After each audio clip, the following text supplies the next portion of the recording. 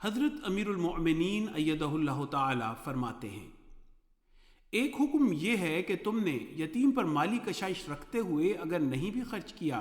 یا مالی کشائش نہ رکھتے ہوئے خرچ کیا بھی ہے، تب بھی جب وہ یتیم بالغ اور عاقل ہو جائے اور جب تم اس کا مال اسے لوٹانے لگو تو پورے حساب کتاب کے ساتھ اسے لوٹاؤ کہ یہ جائیداد تھی۔ بلکہ یہ بات زیادہ مستحسن ہے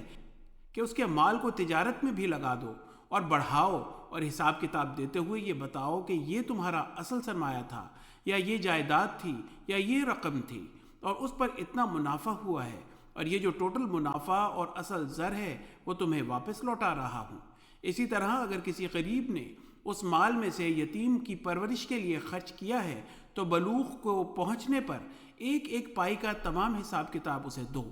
اور یہ حساب کتاب دیتے وقت گواہ بھی بنا لیا کرو تاکہ کسی وقت بھی بدظنی پیدا نہ ہو، یتیم کے دل میں کبھی رنجش نہ آئے، کیونکہ بعض دفعہ بعد میں یتیم کے دل میں وسوسے بھی آ سکتے ہیں، یا بعض اوقات بعض لوگ یتیموں کے ہمدرد بن کر اس کے دل میں وسوسے ڈال سکتے ہیں۔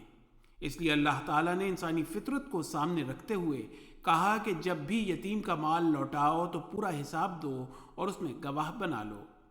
جس تفصیل سے قرآن کریم میں یتیموں کے حقوق کے بارے میں حکم دیا گیا ہے کہیں اور نہیں دیا گیا، کسی اور شرعی کتاب میں نہیں دیا گیا۔